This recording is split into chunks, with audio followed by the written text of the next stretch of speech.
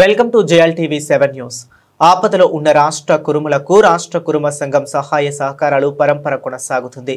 అకాల వర్షాలకు దీనస్థితిలో ఉన్న గొర్రెల కాపరులు, అనారోగ్యంతో బాధపడుతున్న వారికి, ఉన్నత విద్యలో రాణించిన తదితర విధాలుగా బాధలకు గురవుతున్న కురుమ సామాజిక వర్గానికి చెందిన వారిని రాష్ట్ర కురుమ సంఘం అధ్యక్షుడు కురుమరత్న మాజీ ఎమ్మెల్సీ యుగ్గే మల్లేశం కురుమ ఆర్థిక సాయం అందజేయడం జరుగుతుంది.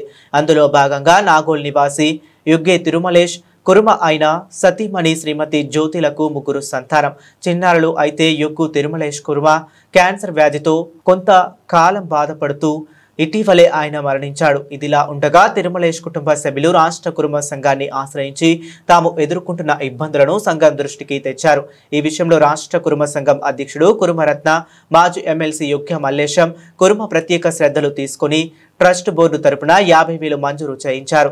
తిరుమలేష్ సతీమణి శ్రీమతి జ్యోతి, పలువురు కుటుంబ సభ్యుల సమక్షంలో అధ్యక్షుడు యుగ్గే మల్లేశం, ట్రస్ట్ బోర్డు కార్యదర్శి కెండ్యాల శ్రీనివాసులు కలిసి 50,000 చెక్కును అందజేశారు. ఈ సందర్భంగా యుగ్గే మల్లేశం గారు పిల్లలను బాగా చదివించాలని, వారి పట్ల కూడా సంఘం ప్రత్యేక శ్రద్ధలు తీసుకోవటం జరుగుతుందని తెలిపారు.